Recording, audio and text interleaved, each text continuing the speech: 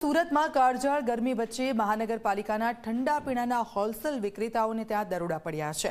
પાંડેસરામાં મહાનગરપાલિકાની આરોગ્ય વિભાગની ટીમે દરોડા પાડીને પેપ્સી, ફ્રૂટી સહિત વસ્તુઓને કબજે કરી છે। મોટી માત્રામાં લોકોના સ્વાસ્થ્ય માટે હાનિકારક પેપ્સી, ફ્રૂટીનો નાશ કરવામાં આવ્યો છે। મોટી માત્રામાં દુકાનદારો કોઈપણ પ્રકારની માન્યતા વિનાનું ઠંડુ પીણું વેચાણ કરતા હતા।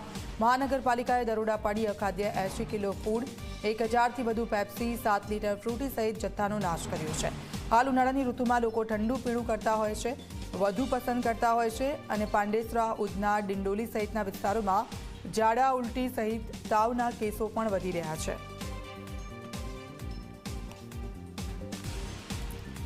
તો એક તરફ અલગ અલગ જે વિસ્તારો છે સુરતના, ત્યાં ઝાડા, ઉલટી અને તાવના કેસો વધી રહ્યા છે। બીજી તરફ જે મોટી માત્રામાં સ્વાસ્થ્યને હાનિકારક કરે છે તેવા પીણા છે, ત્યાં દરોડા પાડવામાં આવ્યા છે।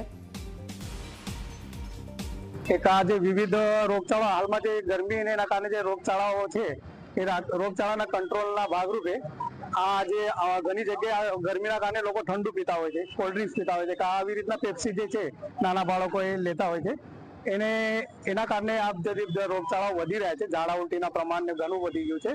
એ કંટ્રોલ કરવા માટે અમે એનો ભરીએ છીએ, અત્યારે પગલાં ભરી છે, જેના પગલાંના ભાગરૂપે અમે આને જે અખાદ્ય રીતના જે ખાવાની લાયક વસ્તુ નથી, જે કોલ્ડ ડ્રિંક્સ અથવા એ પેપ્સી, એને જગ્યા પર જ અમે પકડીને અને એનો તાત્કાલિક નાશ કરી દે છે। જે કચરા પેટીમાં પણ અત્યારે ગાડી તમે જોઈ જ રહ્યા છો કચરાની, એનામાં તાત્કાલિક નિકાલ કરીને એને અમારા ટ્રાન્સપોર્ટેશન પર મોકલી આપ્યા।